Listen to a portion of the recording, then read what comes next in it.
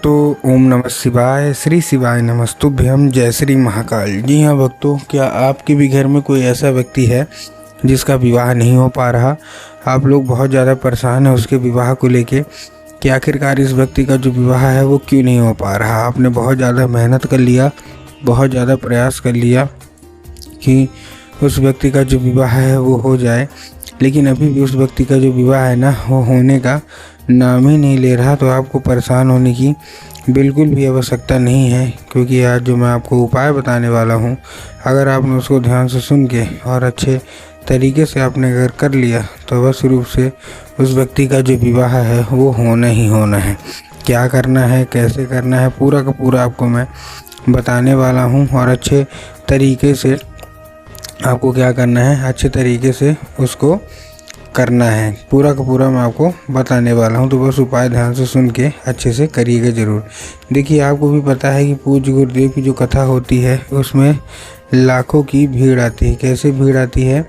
लाखों की भीड़ आती है। और जब गुरुदेव की कथा में लाखों की भीड़ आती है तो वहाँ ज़्यादातर जो भक्त होते हैं वो क्या करते हैं, पत्र के द्वारा अपनी इच्छा और अपनी मनोकामना जो होती है वो गुरुदेव तक पहुंचाते हैं। तो अभी गुरुदेव की कथा चल रही थी, आज से 4 से 5 महीना पहले की बात है। गुरुदेव की कथा चल रही थी और गुरुदेव की कथा में लाखों की भीड़ आई।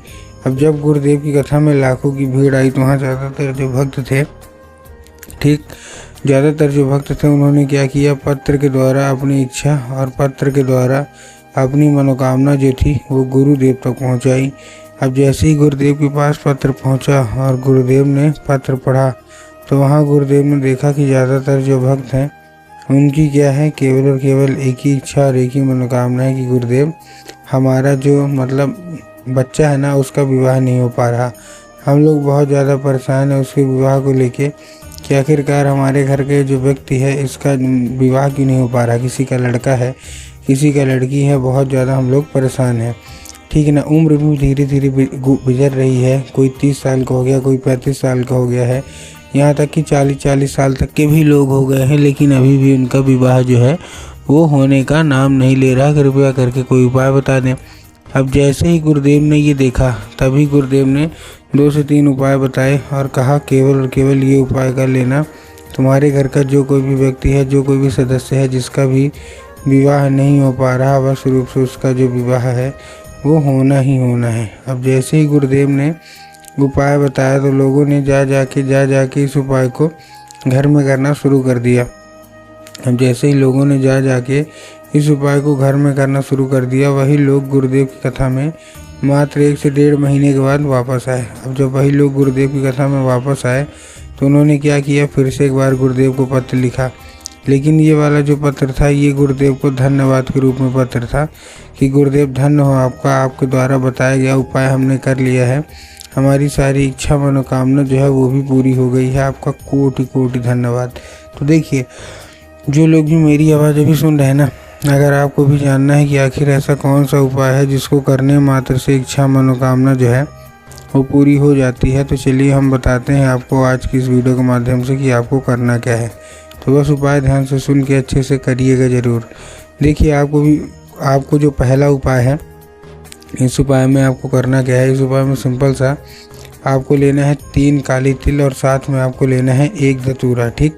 तो 3 काली तिल ले लिया, साथ में 1 धतूरा ले लिया। धतूरा लेने के बाद आपको करना क्या है, जैसे धतूरा लिया, धतूरा लेने के बाद आपको अपने बच्चे के हाथ में उसको दे देना है और भेज देना है कहाँ, सीधा सीधा शिव मंदिर।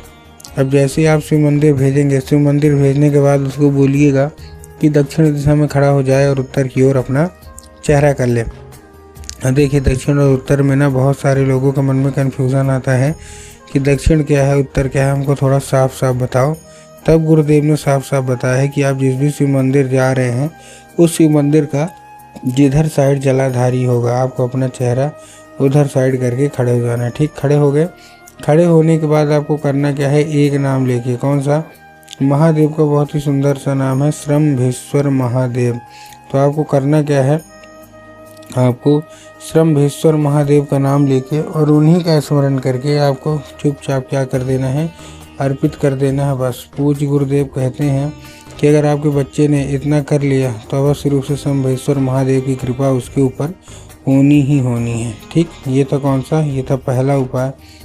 अब आपको करना क्या है, अब आपको चुपचाप क्या करना है, दूसरा उपाय करना है। आपको लेना है लाल चंदन, और लाल चंदन लेने के बाद आपको करना क्या है, सिंपल सा, जैसे आपने लाल चंदन लिया, लाल चंदन लेने के बाद आपको एक काम करना है, पहुंच जाना है सीधा सीधा शिव मंदिर। अब शिव मंदिर पहुंचने के बाद नंदी का आगे का एक पैर होता है, क्या होता है, नंदी का आगे का एक पैर होता है जो कि उठा हुआ होता है। तो आपको करना क्या है, नंदी के उठे हुए पैर में क्या करना है, नंदी के उठे हुए पैर में आपको नंदीश्वर महादेव का नाम लेके, कौन सा, महादेव का बहुत ही सुंदर सा नाम है नंदीश्वर महादेव। तो आपको करना क्या है, केवल केवल नंदीश्वर महादेव का नाम लेके चुपचाप अर्पित कर दीजिए बस। पूज्य गुरुदेव कहते हैं कि अगर आपने ऐसा कर लिया तो अवश्य रूप से सारी इच्छा, सारी मनोकामना जो है वो पूरी होनी ही होनी है। ठीक, तो अब जब नंदीश्वर महादेव का ये नाम लेके अर्पित करेंगे ना, तो एक चीज़ और करना है, क्या, जैसे उसको औषधि के रूप में मांगिए कि नंदी भगवान कृपया करके हमको इसको औषधि के रूप में प्रदान करिए। अब क्या होगा, अब ये औषधि का रूप ले लेगा। अब आपको करना क्या है, 5 मिनट तक आपको खड़े रहना है। 5 मिनट तक खड़े रहने के बाद आपको चुपचाप, जैसे 5 मिनट तक खड़े रहें, 5 मिनट तक खड़े रहने के बाद आपको चुपचाप वही उंगली से आपको क्या करना है, वही सेम उंगली से आपको फिर से उसको टच करके ले आना है, क्या, घर आने के बाद जहाँ आप लोग सोते हैं और जिधर साइड सर करके सोते हैं, उधर साइड की जो दीवार होगी ना, उसी दीवार में आपको क्या कर देना है, लगा देना है। पूज्य गुरुदेव कहते हैं कि अगर आपने ऐसा कर लिया तो अवश्य रूप से वो आपके घर का जो कोई भी व्यक्ति है उसका विवाह होना ही होना है, और जो कि अभी तक विवाह रुका हुआ है किसी कारणवश, वो कारण भी जो है वो हटने ही वाला है। तो उम्मीद करता हूँ आज का ये उपाय आपको बहुत अच्छे तरीके से आपको समझ में आ गया होगा।